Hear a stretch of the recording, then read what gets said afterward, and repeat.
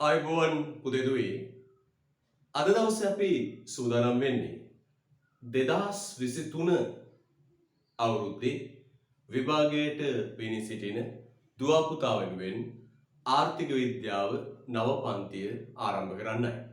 ඉතින් පුතේ අපේ සියල්ලට මත්තෙන් ඔබට සුබ පතනවා 2023 අවුරුද්දේ විභාගයට ඉදිරිපත් වෙලා විශිෂ්ට සාමාර්ථයක් ලබාගෙන දිස්ත්‍රික්කයේ පළමු පෙළ සිසුන් අතරට එකතු වෙලා සරසවි වරම් ලබා ගන්න ලැබේවායි අපි පළමුවෙන්ම ඔබට සුබ පැතුම් එකතු කරනවා. පුතේ මේ ආර්ථික විද්‍යා විෂයේ ප්‍රශ්න පත්‍රය ගැන අපි පොඩි අදහසක් ගත්තොත් ඔළුවට ප්‍රශ්න පත්‍ර දෙකක් අපිට ලැබෙනවා. පළවෙනි ප්‍රශ්න පත්‍රය පුතේ MCQ ප්‍රශ්න පත්‍රය. වර්ණ 5කින් යුත් බහුවර්ණ ප්‍රශ්න 50ක් ලැබෙනවා. එතකොට සමස්ත විෂය නිර්දේශය ආවරණය කරමින් පාඩම් 12ම ආවරණය කරමින් MCQ ප්‍රශ්න 50ක් ලැබෙනවා. එක ප්‍රශ්නයකට ලකුණු 2 බැගින් ලකුණු 100යි. අනෙක් ප්‍රශ්න පත්‍රයේ පුතේ දෙවෙනි ප්‍රශ්න පත්‍රය ව්‍යුහගත රචනා ප්‍රශ්න පත්‍රය. ඒ ප්‍රශ්න පත්‍රයේ පුතේ ප්‍රශ්න 10කින් සමන්විතයි. ප්‍රශ්න 10ක් තියෙනවා. හැබැයි ප්‍රශ්න 10න් පුතේ ආ වශයෙන් කොටස් දෙකකට බෙදෙනවා. අපි ඉස්සරහට මේක පුළුල්ව සාකච්ඡා කරමු. ප්‍රශ්න 10න් ප්‍රශ්න 5කටයි පිළිතුරු ලියන්න ඕනේ. එතකොට පුතේ ඒ එක ප්‍රශ්නයකට ලකුණු 20 බැගින් ලකුණු 100ක් ලැබෙනවා. එතකොට ප්‍රශ්න පත්‍ර දෙකේ ලකුණු එකතු කරලා දෙකෙන් බෙදලා තමයි ඔබට ලකුණ ලැබෙන්නේ. අර සාමාන්‍ය පෙළ ලකුණු දුන්නු ආකාරයට සාමාර්ථ දුන්නු ආකාරයටමයි උසස් පෙළත් සාමාර්ථය ලැබෙන්නේ. එතකොට පුතේ අපි මේ අද පටන් ගන්න විෂයේ ප්‍රශ්න පත්‍ර දෙකකින් සමන්විතයි. ඒ ප්‍රශ්න පත්‍ර දෙක රචනා ප්‍රශ්න පත්‍රයක් සහ MCQ ප්‍රශ්න පත්‍රයකින් සමන්විතයි. හරිද? පුතේ ඔබ උසස් පෙළ විභාගයේදී උපකාරක පන්ති ගුරුවරු තෝරාගත යුත්තේ ප්‍රතිඵල මත පදනම් වීම පමණයි. සලකා බැලිය යුත්තේ ප්‍රතිඵල පිළිබඳව පමණයි. පුතේ මම මොරවක අකුරැස්ස කියන පන්ති දෙක තමයි මෙතුවක් කළේ. මේ මොරවක අකුරැස්ස කියන පන්ති දෙකෙන් 2017 වසරේ ළමයි 35 දෙනෙක් විශ්වවිද්‍යාලයට එනවා. 2018 වසරේ සිසුන් 45 දෙනෙක් විශ්වවිද්‍යාලයට එනවා. 2019 වසරේ සිසුන් 42ක් විශ්වවිද්‍යාලයට එනවා. පසුගිය වර්ෂයේ 2020 වසරේ ළමයි 45කට විශ්වවිද්‍යාල වරම් හම්බුණා. ගිය අවුරුද්දේ ප්‍රතිඵලය ඇතුලේ මේ ළමයි 45 ඇතුලේ දිස්ත්‍රික්කයේ 3, 6, 8, 9, 11 සහ 17 කියන ප්‍රමුඛ පෙළ දිස්ත්‍රික් උතලතා බිහි කළා. ඒ වගේම පුතේ අවුරුදු 9ක් රජයේ පාසල් ගුරුවරයෙක් විදියට ගුරු සැසි සාකච්ඡා සම්මන්ත්‍රණ වලට සහභාගී වෙමින් ඒ ලැබපු අත්දැකීම් එක්කයි මේ ප්‍රතිඵල බිහි වෙන්නේ. පැහැදිලිද? ඒතර ඔබ මතක තියාගන්න ඕන මේ ආර්ථික විද්‍යා විෂයට ඔබ තෝරාගත යුත්තේ පාසල් ගුරුවරයෙකුමයි. එහෙම කියන්නේ පුතේ මේක නිතර වෙනස් වන විෂයක්. මේ වෙනස් වන විෂය පිළිබඳව යාවත් කාලීන වූ දැනුමක් තියෙන්නේ පාසල් ගුරුවරයෙකුට පමණයි. ඔබට ඉතින් එහෙම කියන එක සාධාරණද? ඔව්. ඔබ බලන්න දෙනියාය මොරවක අකුරැස්ස මේ ප්‍රදේශය අරගෙන ප්‍රතිඵල තියෙන්නේ පාසල් ගුරුවරු ළඟ විතරයි. පාසල් නොවන ගුරුවරයෙක් අරන් බලන්න ප්‍රතිඵල නැහැ. දිස්ත්‍රික්කේ පළමු 50 දෙනා අතර සමහර වෙලාවට එකම එක ප්‍රතිඵලයයි තියෙන්නේ. ළමයි 300ක් විභාගයට යවනවා. ඒ 7 8 9 තියෙන දක්ෂ දරුවෝ එකතු කර ගන්නවා. හැබැයි ප්‍රතිඵලය හිස්. පළමු 50 දෙනා අතර ඉන්නේ එක ළමයා. නැත්තම් එහෙමත් නැහැ. එහෙනම් පුතේ මතක තියාගන්න ඔබ රජයේ පාසල් ගුරුවරයෙක්ම මේ විෂය තෝරා ගන්න ඔබ අනිවාර්යයෙන්ම වග බලාගත යුතුයි.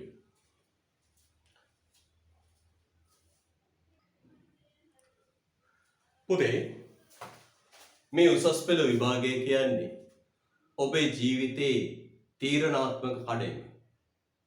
ඔබ අනාගතයේ කරන රැකියාව මොකක්ද? ඔබේ අනාගතයේ ජීවන රටාව මොකක්ද කියන එක තීරණය කරන තීරණාත්මක කඩයිම. ලෝකේ තියෙන තරඟකාරීම විභාග අතරින් එකක්. පුතේ අපේ අරමුණ තියෙන්නේ විශිෂ්ට සාමර්ථ්‍යයක් ලබාගෙන විශ්වවිද්‍යාලයට ප්‍රවේශ වීම. ඉතින් මේ බාරදූර කර්තව්‍යයට අපි වහිද්දී පිළිවෙලට නිවැරදි මාර්ගයක් ඔස්සේ සිදු කළ යුතුයි. පුතේ මේ උසස් පෙළ ආර්ථික විද්‍යා විෂය නිර්දේශය හරිද? පුතේ විෂය නිර්දේශයේ පිටු 25කින් යුතු නිබන්ධනයක් ඔබට ලබා දෙනවා. ඒ නිබන්ධනයේ තියෙන විශේෂත්වය තමයි පුතේ පොඩිවත් කොටසක් අඩු නැතුව පුංචිවත් කරුණක් අඩු නැතුව විෂය නිර්දේශය අපි සකස් කරලා තියෙනවා. ජාතික අධ්‍යාපන ආයතනය විසින් නිකුත් කරපු මේ විෂය නිර්දේශය පුංචිවත් කරුණක් උපමාතෘකාවක් අඩු නොකර පිටු 25ක් පුරා සකස් කරලා තියෙනවා.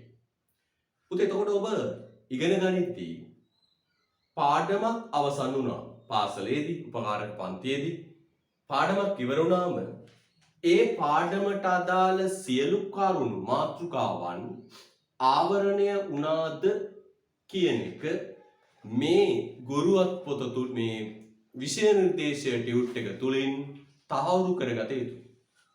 බැරි වෙලාවත් පුංචි හරි විෂය කරුණක් මාතෘකාවක් මගහැරිලා තිබුණොත් එය ආවරණය කර ගැනීමට ඔබ කටයුතු කළ යුතුයි. එහෙනම් ඔබට පිටු 25කින් යුත් පාඩම් 12කින් යුත් සවිස්තරාත්මක විෂය නිර්දේශයක් ලබා දෙන්න සකස් කරලා තියෙනවා. අනිත් එක පුතේ ගුරුවත් පොත.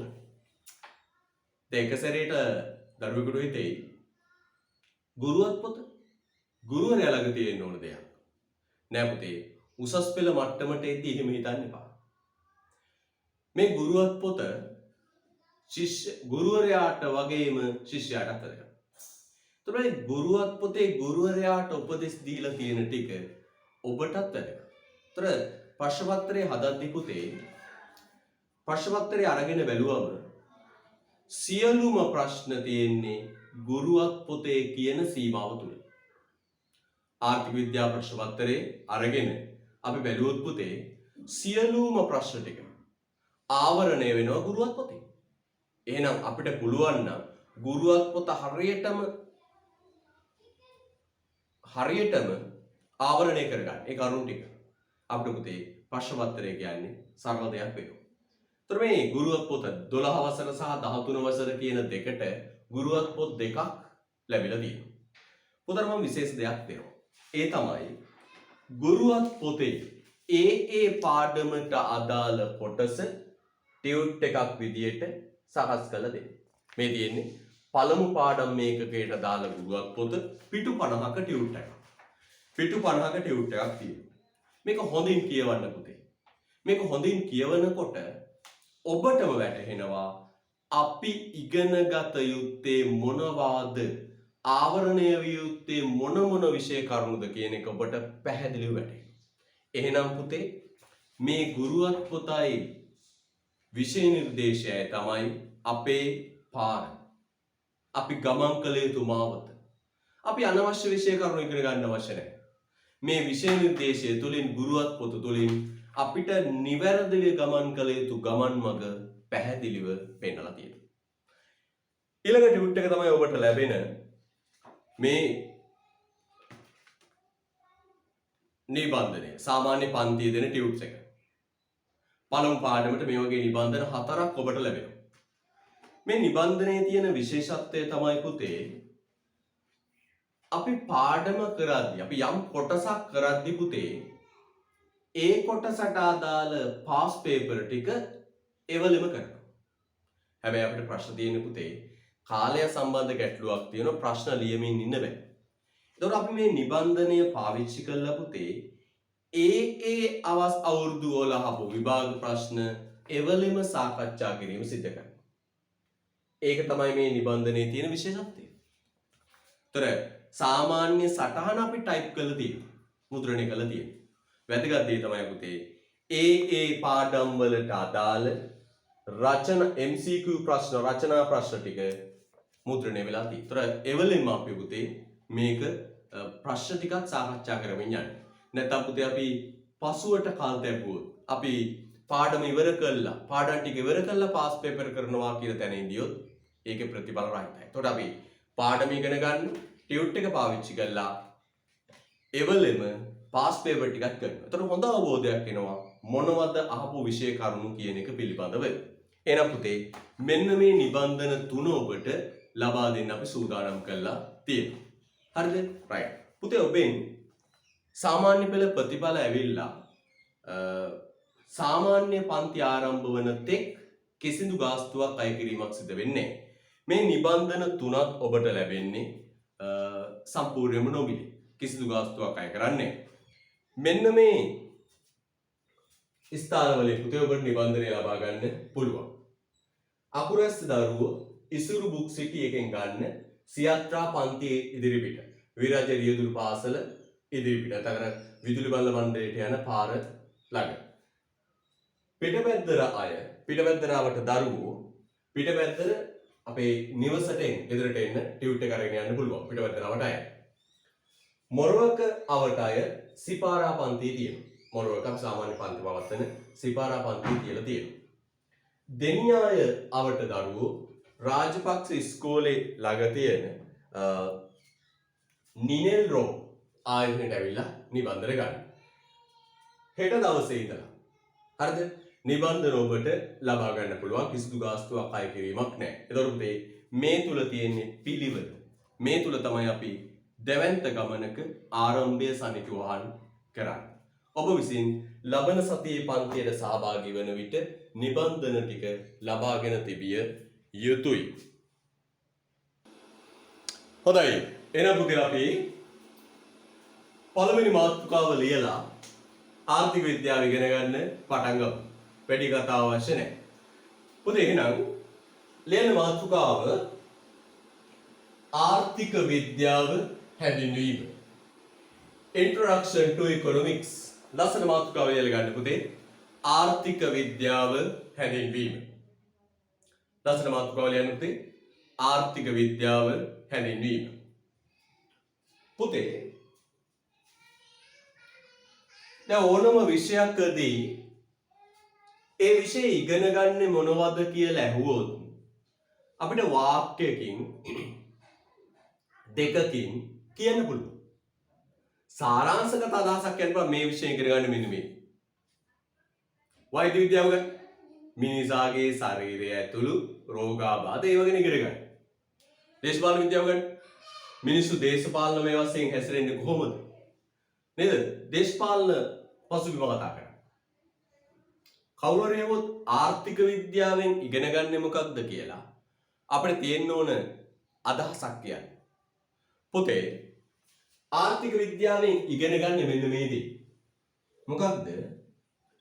ලෝකේ ඕනම රටක පුතේ මිනිස්සුන්ගේ උවමනාවන් අසීමිතයි. අසීමිත මිනිස් උවමන. නේද? මිනිස්සුගේ උවමනාවන් අසීමිතයි. මම දරුවෙකුට පොතක් දීලා කිව්වොත් පුතේ පුතාගේ තියෙන උවමනාවන් ටික මට ලියලා දෙන්න කියලා පුතා ලියයි පොත පිරෙන්න. නේද? පොත පිරෙන්න ලියලා අවසන් පිට කවරේ මට ස්කූටි වර්ගයේ බයික් එකකුත් ඕමනයි කියලා ලියයි. මිනිස්සුන්ගේ උවමනා අසීමිතයි. අපි කඩසාප්පේ කඩ සාප්පු යද්දි සාප්පු සවාරියක යද්දි අර වෙළඳ සැල් වල තියෙන නොයෙකුත් භාණ්ඩ වර්ග අපිට උවමනයි. නේද? නොයෙකුත් භාණ්ඩ උවමනයි. ඇහැට දකින දේ නේද?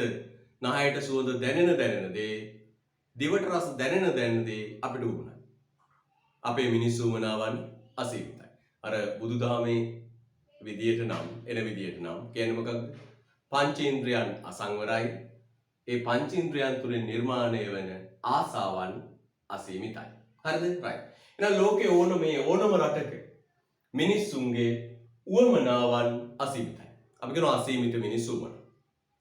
හැබැයි පුතේ ඕනම රටක භාණ්ඩ හා සේවා හදන්න තියෙන සම්පත් සීමිතයි. අපි කියනවා සීමිත සම්පත්. සීමිත සම්පත්. සම්පත් ඉතාම සීමිත ප්‍රමාණයක් තියෙනවා. බලන්න වගා කරන්න පුළුවන් ඉඩම් සීමිතයි. ප්‍රාග්ධනවත්කම් සීමිතයි. යන්ත්‍ර කර්මාන්තශාලා සීමිතයි. ව්‍යාපාරිකයෝ ව්‍යවසායකයෝ සීමිතයි. තාම සීමිත ප්‍රමාණයක් තියෙනවා. අපි ඉස්සරහට පුතේ සම්පත් බෙදනවා භූමිය ශ්‍රමය ප්‍රාග්ධනයේ ව්‍යවසාය කියලා. මේ භූමිය ශ්‍රමය ප්‍රාග්ධනයේ ව්‍යවසාය කියන සම්පත් තියෙන පුතේ ඉතාම සීමිත ප්‍රමාණයක්. සම්පත් සීමිතයි. හරිද? බලන්න හොඳට අපි සරල උදාහරණයක් ගන්න. අපි හැමෝටම බත් ඌමනයි. හැබැයි වීවගා කරන්න පුළුවන් කුඹුරු ඉඩම් තියෙන ලංකාවේ ඉතාම සීමිත ප්‍රමාණයක්. නේද? වීවගා කරන්න පුළුවන් කුඹුරු ඉඩම් තියෙන ඉතාම සීමිත ප්‍රමාණයක්. ඔන්න ඔය ප්‍රශ්න තමයි පුතේ ආර්ථික විද්‍යාවේදී සාකච්ඡා වෙන්නේ. මොකක්ද? සීමිත සම්පත් සම්භාරයක් තුලින් අසීමිත වූ මිනිස් උවමනාවන් සපුරා ගන්නේ කෙසේද? එහෙනම් මගේ පුතේ ආර්ථික විද්‍යාව විෂය තුල මේ අධ්‍යයනය වෙන්නේ මොකක්ද? මෙන්න මේක. රටක තියෙන සීමිත සම්පත් සම්භාරයක් තුලින් අසීමිත වූ මිනිස් උවමනාවන් සපුරා ගන්නේ කෙසේද? තර කවුරු හරි එව්වොත් ඔබෙන් මොනවද ආර්ථික විද්‍යාව ඉගෙන ගන්න? ඔබ කියන්න ඕන ආර්ථික විද්‍යාව ඉගෙන ගන්න මෙන්න මේ දේ. රටක ආර්ථිකයක මිනිසුන්ගේ උවමනාවන් අසීමිතයි. අපි කියන්නේ අසීමිත මිනිස් උවමනා කියලා. හැබැයි ඒ අසීමිත මිනිස් උවමනා තෘප්තිමත් කරන්න භාණ්ඩ හා සේවා හදන්න තියෙන සම්පත් සීමිතයි. හිගයි. ශ්‍රමය භූමිය ප්‍රාග්ධනයේ ව්‍යවසාය කියලා ඉස්සරහදී බෙදෙන මේ සම්පත් හිගයි.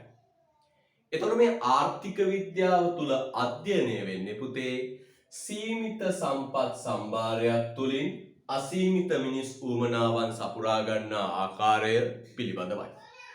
එහෙනම් පුතේ අපි කියන මොකක්ද? ආර්ථික විද්‍යාව විෂය තුලින් අධ්‍යයනය වෙන්නේ මොකක්ද? සීමිත සම්පත් සම්භාරයක් තුලින් අසීමිත මිනිස් උවමනාවන් සපුරා ගන්නේ කෙසේද කියන එක පිළිබඳවයි. එහෙනම් සරලව කිව්වොත් පුතේ මොකක්ද ආර්ථික විද්‍යාව ඉගෙන ගන්න? මිනිස්සු සීමිත සම්පත් සම්භාරකින් අසීමිත මිනිස් උවමනාවන් සපුරගන්නේ කෙසේද? පුතේ දැන් හොඳට හිතන්න. ආර්ථික විද්‍යාවෙන් අධ්‍යයනය කරන්නේ මේ සීමිත සම්පත්ඩිංගකින් මිනිස්සු අවශ්‍යතා උවමනා සපුරාගන්නේ කොහොමද කියන එක. එහෙම බැලුවම පුතේ මේ ආර්ථික විද්‍යාවේ අපි අධ්‍යයනය කරන සංකල්ප මිනිසාගේ ආරම්භයත් සමගම බිහිවෙන ඒවා. මේ ආර්ථික විද්‍යා විෂය තුල අපි ඉගෙන ගන්න සංකල්ප මිනිසාගේ ආරම්භයත් සමග බිහිවේ. ඇයි මම එහෙම කියන්නේ? පුතේ ලොව පළමු මිනිසා මිහිපිට පය ගැසූ දවසේ තමයි මේ අපි ඉගෙන ගන්න සංකල්ප බිහිවේ. ආර්ථික විද්‍යාවෙන් ඉගෙන ගන්නේ මේ අවශ්‍යතා සපුරගන්නේ කොහොමද සමාජයක මිනිස්සු? එතකොට ලොව පළමු මිනිසා බිහි වෙලා අපි දන්නේ පළමු මිනිසා බිහි වූ දිනක අතීතයේ ටික වෙලාවක් ඉන්නකොට මේ මිනිස්සයාට ඇති වුණා පුතේ පළවෙනි අවශ්‍යතාව. මොකක්ද? ආහාර. අන්න එදා පුතේ ඔහු ආහාරයක් සොයාගන්න උත්සාහ කළා.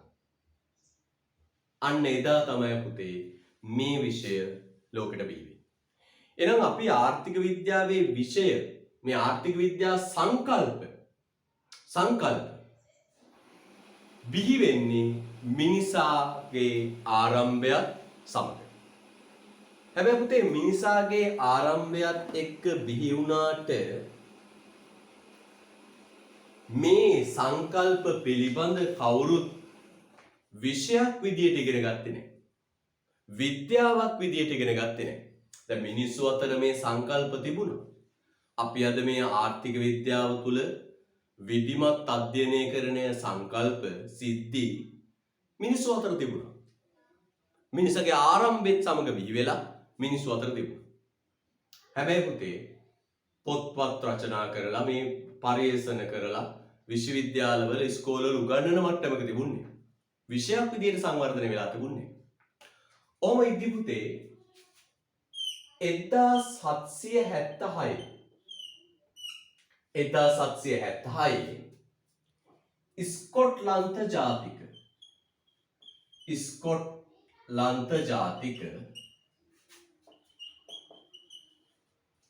ස්කොට්ලන්ත ජාතික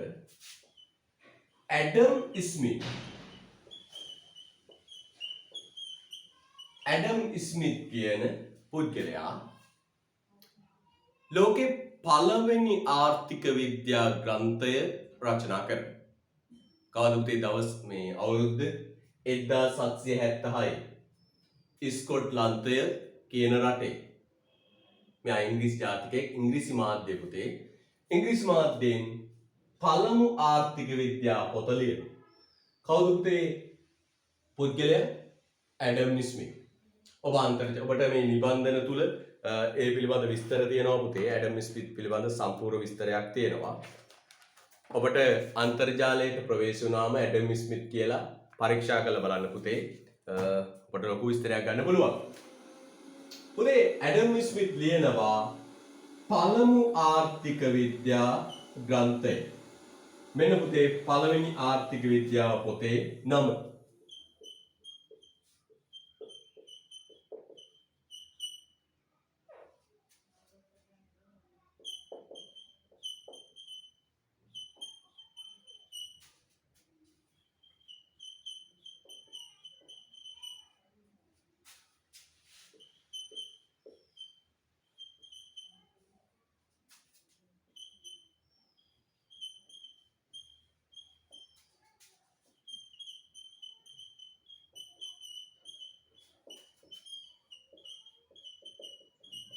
Right.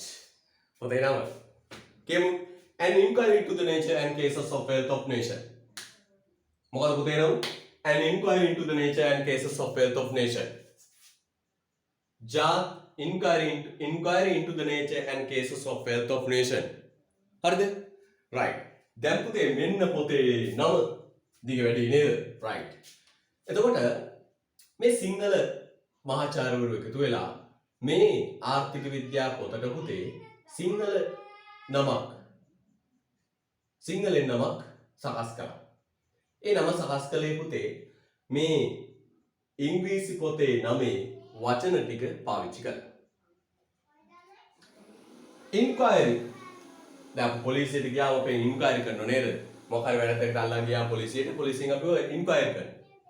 ඉන්ක්වයරි කියන්නේ පුතේ විමසනවා කියන එක. nature කියන්නේ අපි දන්නවා natural කියන්නේ ස්වාභාවික, nature කියන්නේ ස්වභාවය. cases කියන්නේ පුතේ හේතු. wealth කියන්නේ පුතේ ධනය. nation කියන්නේ ජාතිය. එහෙනම් බලන්න හොඳට an inquiry into the nature, cases, wealth, nation. හේතු විමසනවා ස්වභාවය හේතු ධනය ජාතිය. එනම් පුතේ සිංහලෙන් නම දෑවා ජාතීන්ගේ ධනයේ ස්වභාවය හා හේතු විමසීම. එනම් ඇඩම් ස්මිත් ලියව පොත පුතේ an inquiry into the nature and cases of wealth of nation. හැබැයි අපි ඔබට සිංහලෙන් කියන්නේ කොහොමද? ජාතීන්ගේ ධනයේ ස්වභාවය හා හේතු විමසීම. පුතේ මෙන්න මේ පොත ලිව්වට පස්සේ තමයි ආර්ථික විද්‍යාව විද්‍යාවක් විදියට විෂයක් විදියට සංවර්ධනය වී. එහෙනම් මෙන්න පුතේ මේ පොත ලිව්වට පස්සේ තමයි විද්‍යාවක් විෂයක් ලෙස සංවර්ධනය වෙන්න පටන් ගන්නේ. සංවර්ධනය ආරම්භ වී. එයා කියනවා පුතේ හොඳට බලන්න ඉතිහාස කතාව. ආර්ථික විද්‍යාව බිහි වෙන්නේ මිනිසා ආගේ ආරම්භයත් සමග. මේ සංකල්ප බිහි වෙන්නේ මිනිසාගේ ආරම්භයත් සමග. සංකල්ප පුතේ මතකද? සංකල්ප. එහෙම කිව්වේ ආර්ථික විද්‍යාව තුල අධ්‍යයනය කරන්නේ මිනිස්සු අවස්ථාව වුණා සපුරා ගන්න ආකාරය පිළිබඳව. එහෙනම් පළමු මිනිසා මිහි පිට බෑග දුවසාවෙත් තමයි එයා ආහාරයක් සොයාගෙන යන්නේ. අන්න එදා තමයි මේ සංකල්ප බිහි වෙන්නේ. හැබැයි කවුරුත් පොත්පත් රචනා කරන්න කාලය ගත වුණා. 1776 ස්කොට්ලන්ත ජාතික ඇඩම් ස්මිත් විසින් ලොව පළමු ආර්ථික විද්‍යා ග්‍රන්ථය රචනා කළා. ඒ an inquiry into the nature and cases of wealth of nation කියන කෘතිය. අපි ඒක සිංහලෙන් හඳුන්වුවා ජාතීන්ගේ ධනයේ ස්වභාවය හා හේතු විමසීම. පුතේ මෙන්න මේ පොත ලිව්වට පස්සේ තමයි ආර්ථික විද්‍යාව විද්‍යාවක් විදියට විෂයක් විදියට සංවර්ධනය ආරම්භ වෙන්නේ. එහෙනම් විද්‍යාවක් විෂයක් විදියට සංවර්ධනය වෙන්න පටන් ගන්නේ 1776 මෙන්න මේ පොත ලිව්වට පස්සේ. හරිද? මෑත කාලේ නේද? 1776 මෑත කාලේ විෂයක්.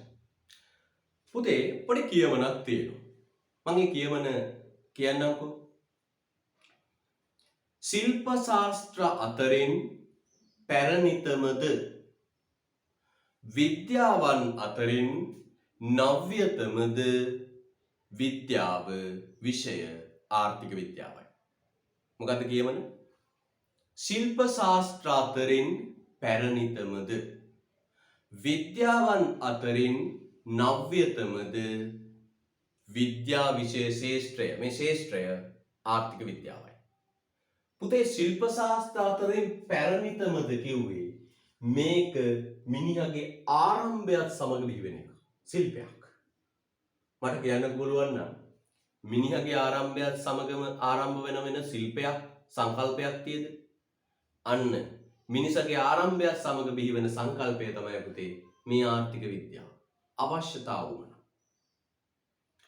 හැබැයි ශිල්ප ශාස්ත්‍ර අතරින් පැරණිතමද විද්‍යාවන් අතරින් නව්‍යතමද? පුතේ විද්‍යාවන් අතරින් නව්‍යතමද කියන්නේ මේකයි. විද්‍යාවන් අතරින් බල 1776 මෑත කාලේ.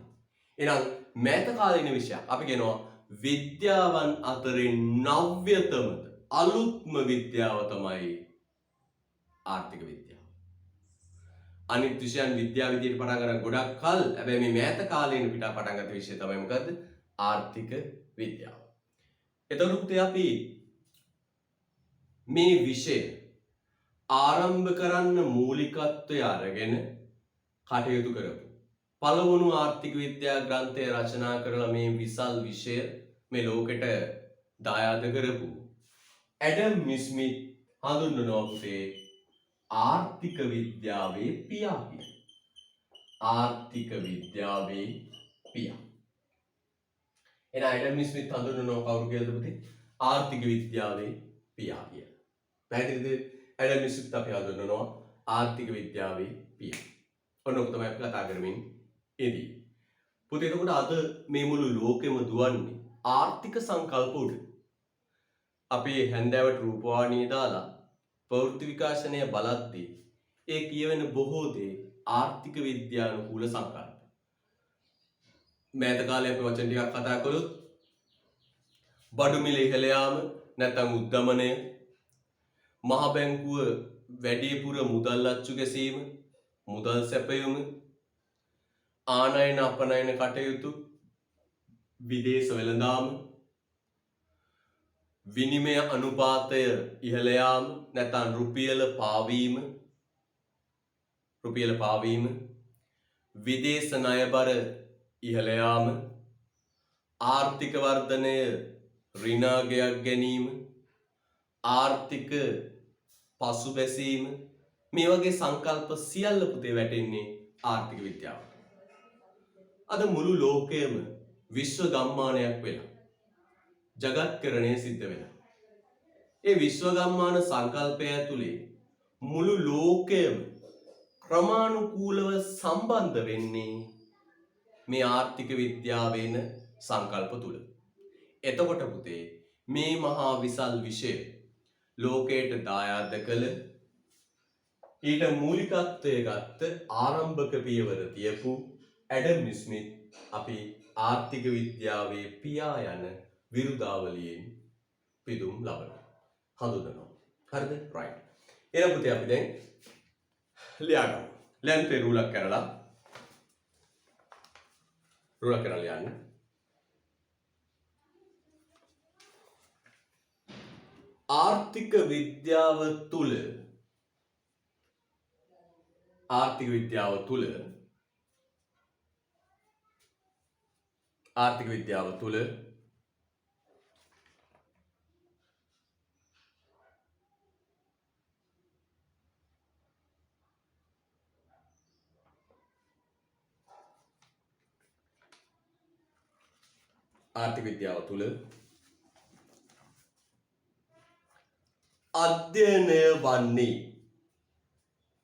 ආර්ථික විද්‍යාව තුල අධ්‍යයනය වන්නේ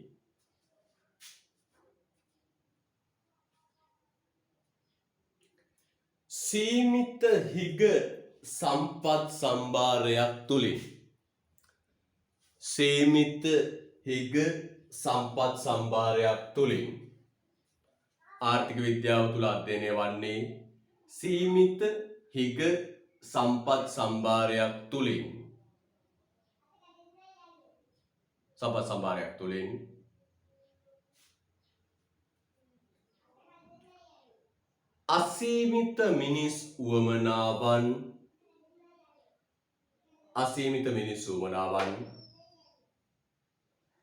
අසීමිත මිනිස් උවමනාවන්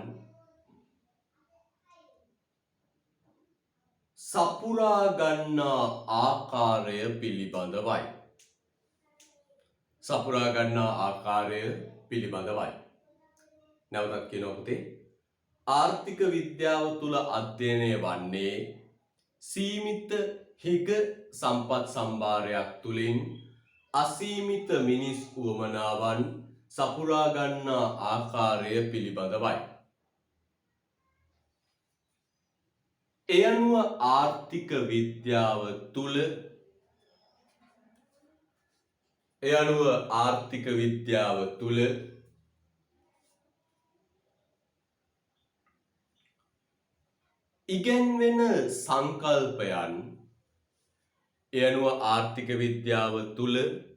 ඉගෙන්වෙන සංකල්පයන් මිනිසාගේ ආරම්භයත් සමග බිහි වී ඇත. ආර්ථික විද්‍යාව තුල ඉගෙන්වෙන සංකල්පයන් මිනිසාගේ ආරම්භයත් සමග බිහි වී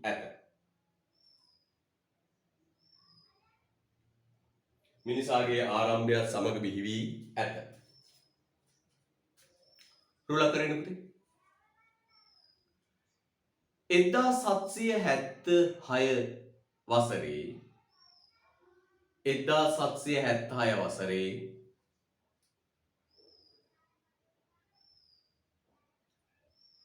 ස්කොට්ලන්ත ජාතික 1776 වසරේ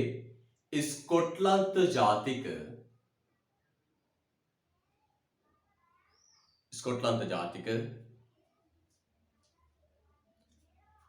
ඇඩම් ස්මිත් විසින් රචනා කරන ලද ස්කොට්ලන්ත ජාතික ඇඩම් ස්මිත් විසින් රචනා කරන ලද ස්කොට්ලන්ත ජාතික ඇඩම් ස්මිත් විසින් රචනා කරන ලද ඇඩම් ස්මිත් විසින් රචනා කරන ලද කමාවක් දාන්න පුතේ. දැන් රතු පෑන අරගෙන ඉංග්‍රීසියෙන් නම ලියන්න. රතු පෑන අරන් ඉංග්‍රීසියෙන් නම ලියන්න. සාමාන්‍ය පෑන අරන් සිංහලෙන් නම ලියන්න. ඉංග්‍රීසි නම Inquiry into the Nature and Cases of Wealth of Nation රතු පෑනෙන් ලියන්න. ජාතීන්ගේ ධනයේ ස්වභාවය හා හේතු විමසීම සිංහලෙන් ලියන්න. පොතේ නම සමහර අය කෙටි කරලා පාවිච්චි කරනවා. ජාතීන්ගේ ධනය කෘතිය කියලා කියනවා. Wealth of Nation කියලාත් කියනවා. ඒ පොතේ කෙටි කරලා. ඉතින් පුතා කෙටි කරලා කිව්ව කියලා එහෙම ප්‍රශ්නයක් නැහැ. නමුත් අපි පොතේ නම හරියට ඉගෙන ගත යුතුයි. මේ පොත පුතේ කෙටියෙන් අය හඳුන්වනවා ජාතීන්ගේ ධනය කෘතිය කියලා හඳුන්වනවා. අනිත් පැත්තට Wealth of Nation කියලා හඳුන්වනවා. හරිද? right. එහෙනම් පුතේ පොතේ නම ඉංග්‍රීසියෙන් සහ සිංහලෙන් පැහැදිලිව සටහන් කරගන්න.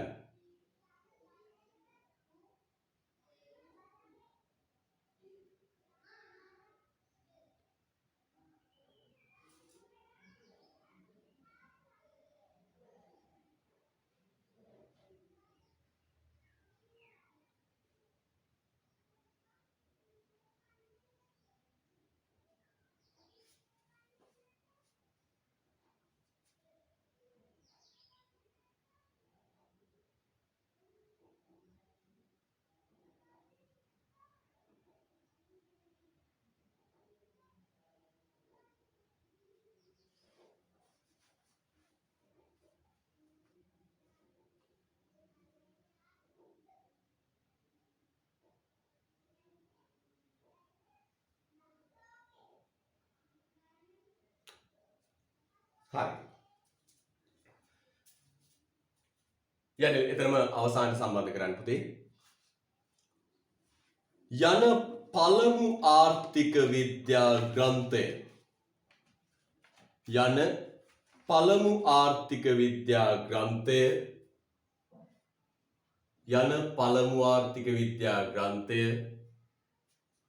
යන පළමු ආර්ථික විද්‍යා ග්‍රන්ථය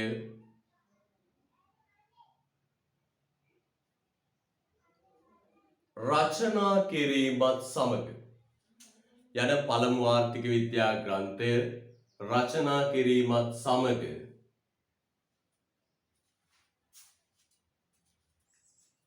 රචනා කිරීමත් සමග ආර්ථික විද්‍යාව රචනා කිරීමත් සමග ආර්ථික විද්‍යාව විෂයක් ලෙස සංවර්ධනය වීම ආරම්භ විය. විෂයක් ලෙස සංවර්ධනය වීම ආරම්භ විය. විෂයක් ලෙස සංවර්ධනය වීම ආරම්භ විය. හොඳයි. විෂයක් ලෙස සංවර්ධනය වීම ආරම්භ විය. හරිද? right. රුලක් අරින්න පුතේ. බොහොම පිළිවෙලට නෝට් එක ලියා ගන්න ඕනේ. මම පුතාට ඒකත් කියන්නම්කෝ. මේ ටියුට් එක ගත්තම පුතේ මේ ටියුට් එකේ සම්පූර්ණ සටහන තියෙනවා. කිසිම අඩුවක් නැහැ. හැබැයි පුතේ ඔබට මතකයේ වැඩි මතකයේ තැබීමේ වැඩි සම්භාවිතාවක් තියෙන්නේ ඔබ අතින් ලියන සටහන. අපිට තමයි නිබන්ධනයක් ආශ්‍රය කරන්න පුළුවන්.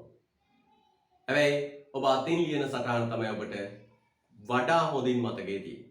පාඩම් කරන්න ගියාම මුද්‍රිත අකුරු සහ ඔබේ අතින් ලියපු අකුරු සටහන් දෙක තියෙද්දි වඩා හොඳින් මතකයේ ධාරණය වෙන්නේ ඔබේ අතින් ලියපු සටහන. නිසා සටහන ඉතා පිළිවෙලට ලියා ගන්න හදිසි වෙන්නේ නැතුව. හරිද? right. රූලක් අරගෙන පුතේ ලස්සනට පිළිවෙලට ලියන්න. මෙම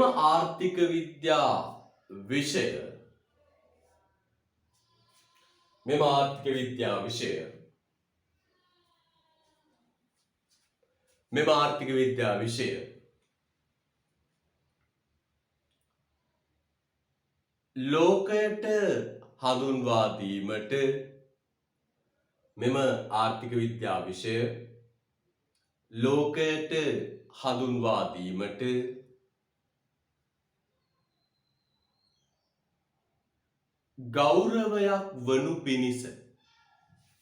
ගෞරවයක් වනු පිණිස මෙම ආර්ථික විද්‍යා විෂය ලෝකයට හඳුන්වා දීමට ගෞරවයක් වනු පිණිස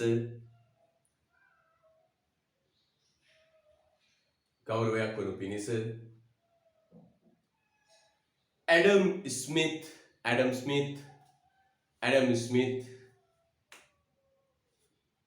රොත් වෙනතර ගන්න පුතේ. ඇඩම් ස්මිත් රොත් වෙනතර ගන්න. ආර්ථික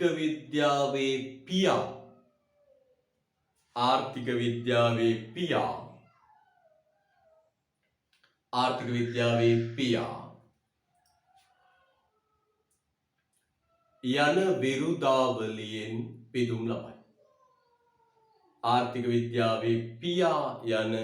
විරුදාවලියෙන් පිදුම් ලබයි. ආර්ථික විද්‍යාවේ පියා යන විරුදාවලියෙන් පිදුම් ලබයි. හරිද? right. හොඳයි. දැන් අපි ඊට පස්සේ කතා කරනවා ඇඩම් ස්මිත් මේක ආරම්භ කළා පියා කියලා හැඳින්නුවා. නේද? අපි යන් ඊට පස්සේ පොඩි විකාශනයක් ගැන කතා කරන්න. පුතේ ඇඩම් ස්මිත්ගෙන් පස්සේ මෙන්න මේ විෂය සංවර්ධනය කරන්න පොත්පත් රචනා කරමින් පර්යේෂණ ගවේෂණ සිදු කරමින් මේ විෂය සංවර්ධනය කරන්න මෙන්න මේ කියන ආර්ථික විද්‍යාඥයෝ දායක වුණා. ඇඩම් ස්මිත්ගෙන් පස්සේ මේ විෂය සංවර්ධනය කරන්න පොත්පත් රචනා කරන්න පර්යේෂණ ගවේෂණ සිදු කරන්න මේ විෂය සංවර්ධනය කරන්න මෙන්න මේ අය තිය දායකත්වයේ සැපයුවා. ඒ අයට කියනවා පුතේ අපි ආර්ථික විද්‍යාවේ පුරෝගාමියෝ. මේ විෂය අරගෙන ගිහිපු අය, පෝෂණය කරපු අය. අපි මේ ඉගෙන ගන්න විෂය නිර්දේශය තුල තියෙන විෂය කරුණු ලෝකෙට දායාද කරපු අය. පැහැදිලිද? දායාද කරපු අය. මේ අයට අපි කියනවා ආර්ථික විද්‍යාවේ පුරෝගාමී. අපි බලමු කවුද ආර්ථික විද්‍යා විෂයේ දායක මේක සංවර්ධනයට දායක වුණු පුරෝගාමීන් කියලා. හොඳයි පුතේ බලමු අපි කවුද ආර්ථික විද්‍යාඥයෝ? ඇඩම් ස්මිත්ගෙන් පටන් අරන් ප්‍රමුඛ පෙළේ ආර්ථික විද්‍යාඥයෝ ටික අපි සඳහන් කරලා තියෙනවා. කියමුද? Alfred Marshall, Karl Marx, David Ricardo, John Maynard Keynes, Alfred Marshall, Simon Kuznets, Paul A Samuelson, Robert Giffen, Amartya Kumar Sen, Lionel Robbins. මෙන්න පුතේ ආර්ථික විද්‍යාඥයෝ ටික. ආයෙ මොනවද කියමු? Adam Smith, Karl Marx, David Ricardo, John Maynard Keynes, Alfred Marshall, Simon Kuznets, Paul A Samuelson, Robert Giffen, Amartya Kumar Sen, Lionel Robbins. right? ලස්සන පුතේ නම් ටික පිළිවෙලට ලියන්න. ලස්සන පිළිවෙලට නම් ටික ලියන්න.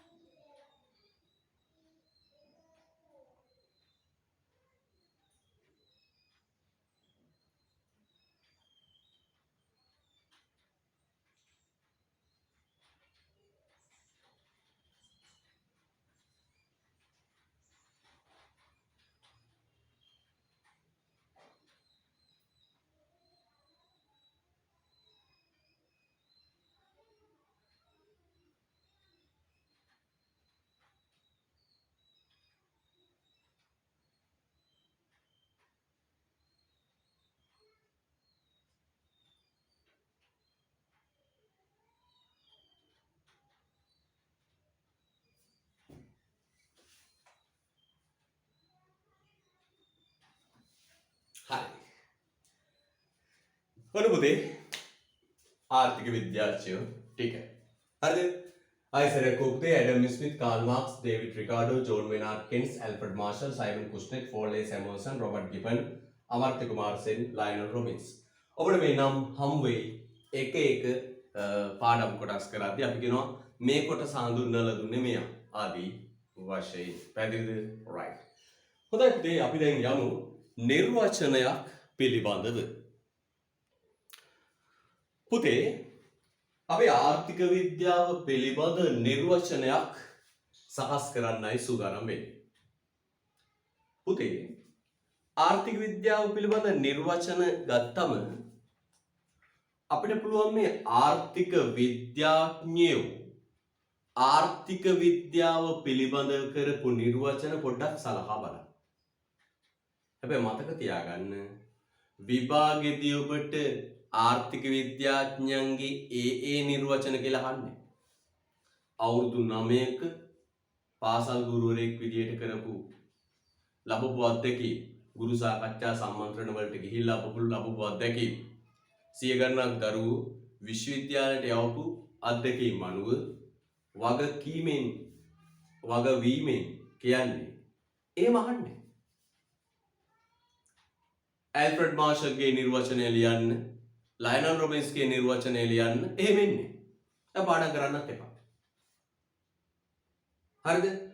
හැබැයි මම ඔබට නිකන් ඔබේ දැනුමට ඒ ආර්ථික විද්‍යාඥයන්ගේ නිර්වචන නිබන්ධනයට නම් දාලා තියෙනවා.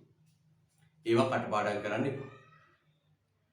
අපි ඒ ආර්ථික විද්‍යාඥයන්ගේ නිර්වචන සලකලා හදාගමු පුතේ පොදු නිර්වචනයක්. හදාගමු පොදු නිර්වචනයක්. මේ ආර්ථික විද්‍යාඥයන්ගේ නිර්වචන සලකලා ජාතික අධ්‍යාපන ආයතනය හදපු මේ ගුරුවත් පොතේ දරුවන්ට දෙන්න කියලා නිර්වචනයක් සකස් කරලා තියෙනවා. දරුවන්ට දෙන්න කියලා නිර්වචනයක් සඳහන් කරලා තියෙනවා. එහෙනම් අපි ඒ නිර්වචනයයි මතකයේ තබාගත යුත්තේ. හැබැයි ඊට කලින් මම පොඩ්ඩක් මේ ආර්ථික විද්‍යාවේ පියා මේ විෂය බිහි කරපු කෙනා ආර්ථික විද්‍යාව පිළිබඳව කරපු නිර්වචනය මොකක්ද කියලා බලමු.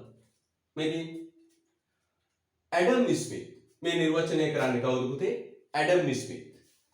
ඇඩම් ස්මිත් කියනවා මෙන්න මෙහෙම. එයාගේ නිර්වචනය අපිට පොඩ්ඩක් වැදගත් වෙන්නේ නේ. එයා මේ විෂය හඳුන්වා දීපු කෙනා. ඇඩම් ස්මිත් කියනවා මෙහෙම. ඇඩම් ස්මිත් කියනවා කොහොමද එයාගේ පොතේ නම මොකක්ද? ජාතීන්ගේ තනය. නේද? ඒතොර එයා කියනවා ආර්ථික විද්‍යාව යනු ධනය පිළිබඳ හදාරන විද්‍යාවකි. ඔන්න ඇඩම් ස්මිත්ගේ නිර්වචනය. මොකක්ද කියන්නේ? ආර්ථික විද්‍යාව යනු ධනය පිළිබඳ හදාරන විද්‍යාවකි. ධනය පිළිබඳ හදාරන විද්‍යාව. පුතේ මේ බලන්න. ඉංග්‍රීසියෙන් කියනවා economic is science of wealth. economic is science of wealth. ධනය පිළිබඳ විද්‍යාව.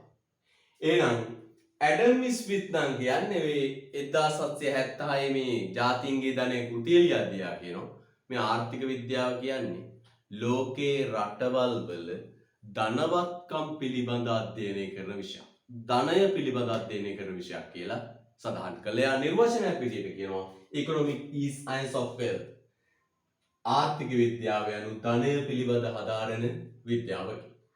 පුතේ එහෙනම් අපි නිර්වචන මේ සියලු නිර්වචන සලකලා පොදු නිර්වචනයක් හදා ගමු. අපි ලියමු තේ වාක්‍යයක්. ආර්ථික විද්‍යාව පිළිබඳ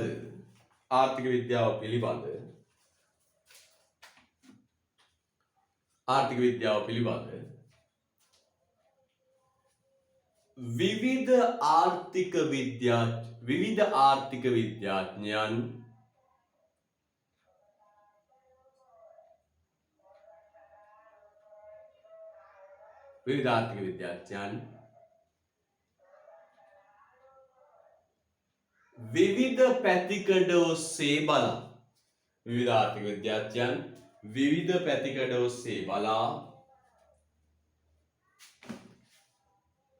විවිධ පැතිකඩ ඔස්සේ බලා නිර්වචන රාශියක් ඉදිරිපත් කොට ඇත. නිර්වචන රාශියක් ඉදිරිපත් කොට ඇත.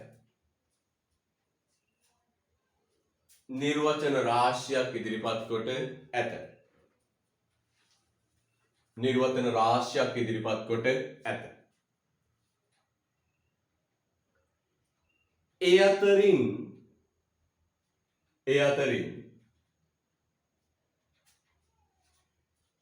ඇඩම්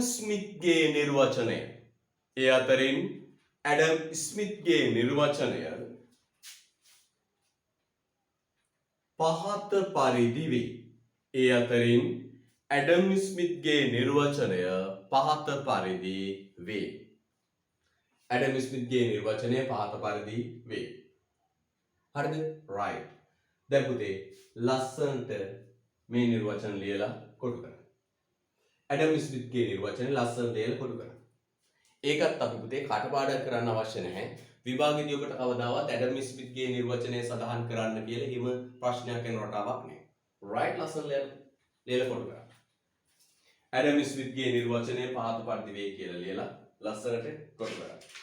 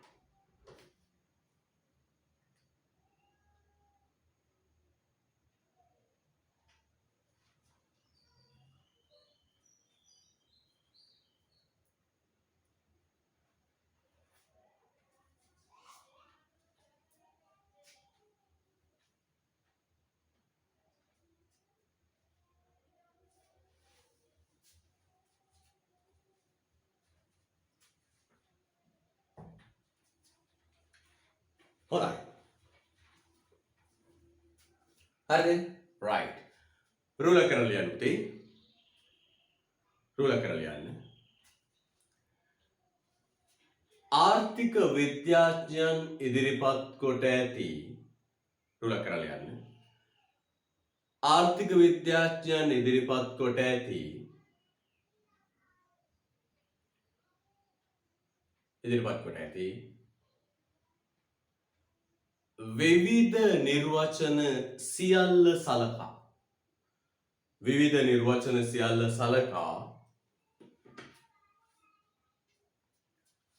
විවිධ නිර්වචන සියල්ල සලකා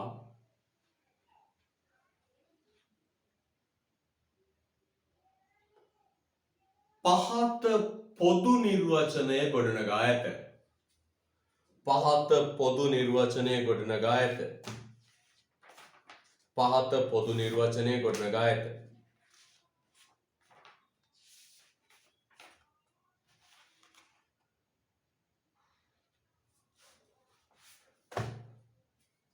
පහත පොදු නිර්වචනය ගොඩනගා ඇත.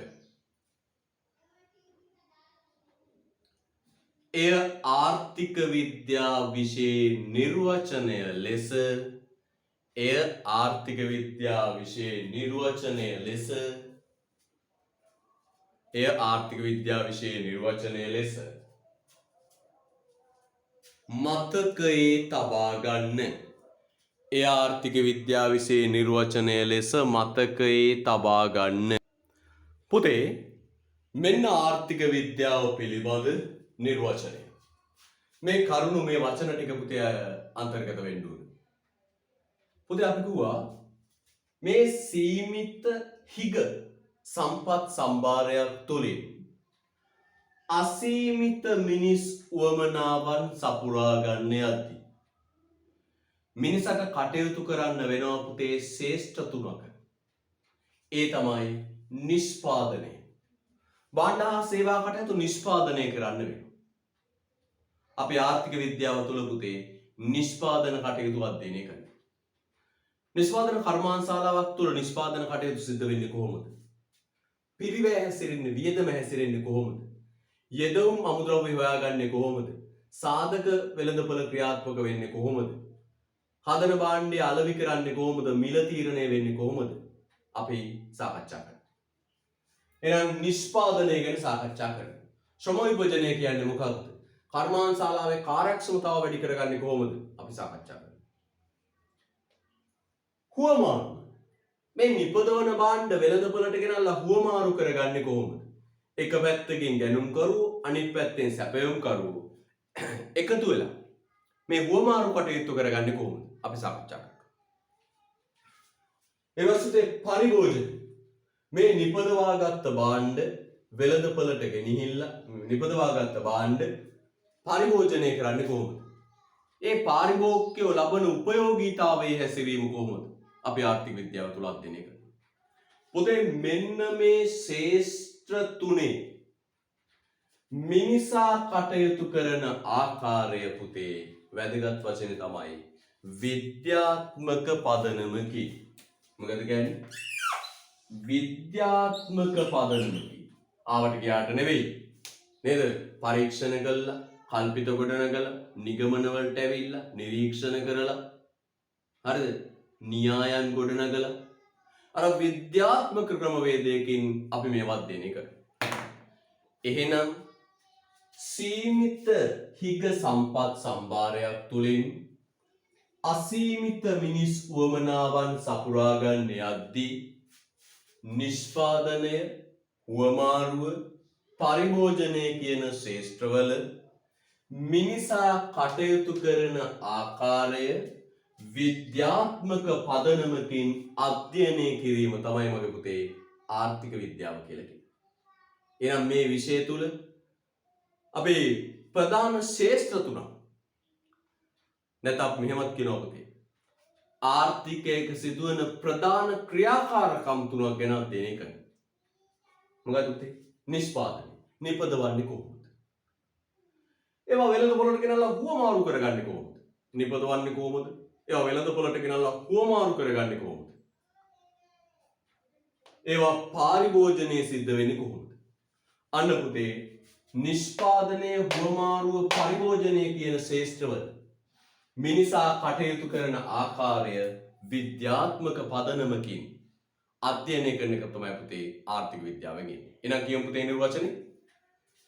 සීමිත හිග සම්පත් සම්භාරයකින් අසීමිත මිනිස් උවමනාවන් සපුරා ගැනීමට යාමේදී නිෂ්පාදනය, හුවමාරුව, පරිභෝජනය යන ශේෂ්ත්‍රවල මිනිසා කටයුතු කරන ආකාරය විද්‍යාත්මක පදනමකින් අධ්‍යයනය කිරීම ආර්ථික විද්‍යාවයි.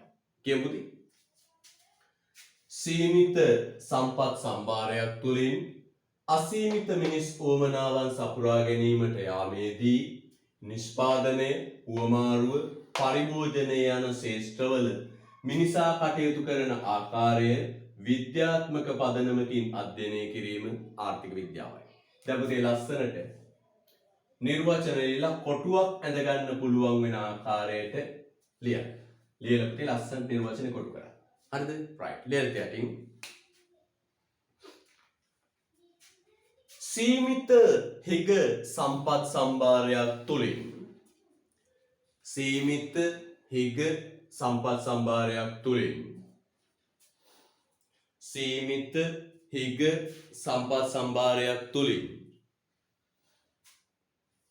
සීමිත හිග සම්පත් සම්භාරයක් තුලින් සීමිත හිග සම්පත් සම්භාරයක් තුලින්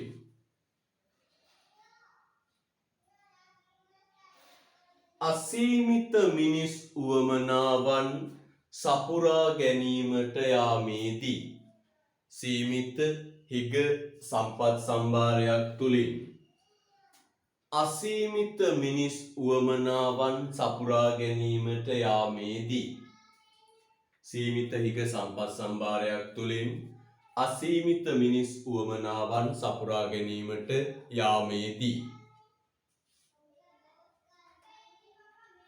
රතු පෑන අතර ගන්න පුතේ. රතු පෑනෙන් ලියන්න මෙන්න මේ වචන තුන. නිෂ්පාදනය, හුවමාරුව, පරිභෝජනය. නිපදවනු, හුවමාරු කරනු, පරිභෝජනය කරනු. රක්වැනිලයන් නිෂ්පාදනය, හුවමාරුව, පරිභෝජනය. නිෂ්පාදනය, හුවමාරුව, පරිභෝජනය.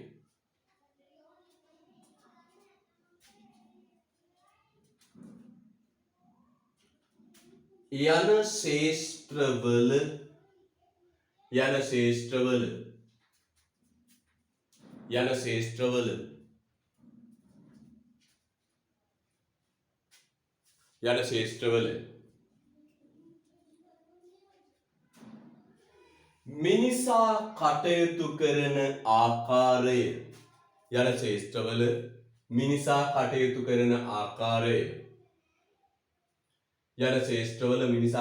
කරන ආකාරය.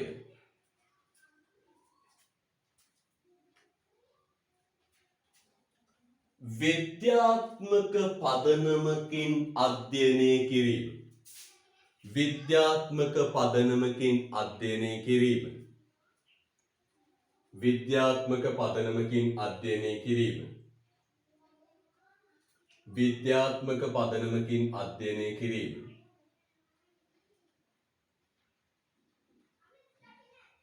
ආර්ථික විද්‍යාවයි.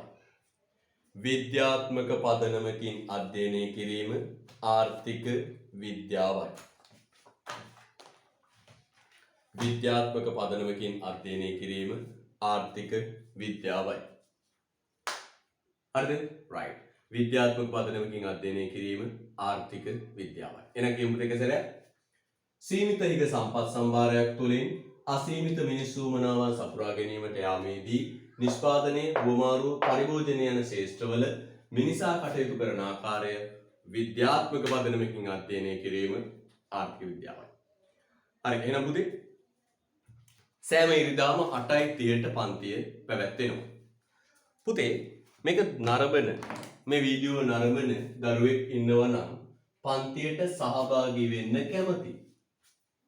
මට WhatsApp පණිවිඩයක් එවන්න 071 560 5134ට මම ඔබ WhatsApp සමූහයට එකතු කර ගන්නවා.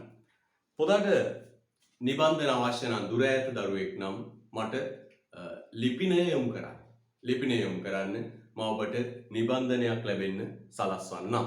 හරිද? එහෙනම් පුතේ දැඩි අධිෂ්ඨානයක් ඇති කරගන්න. මගේ පුතේ ඉගෙන ගන්න නැතුව නම් අනාගතයක් නැහැ. බලන්න හොඳට මේ අපේ රටේ දරුවෝ ඡන්දේ කාලෙට රස්සාවක් ඉල්ලගෙන දේශපාලකයන් පස්සේ කොතරම් යනවාද?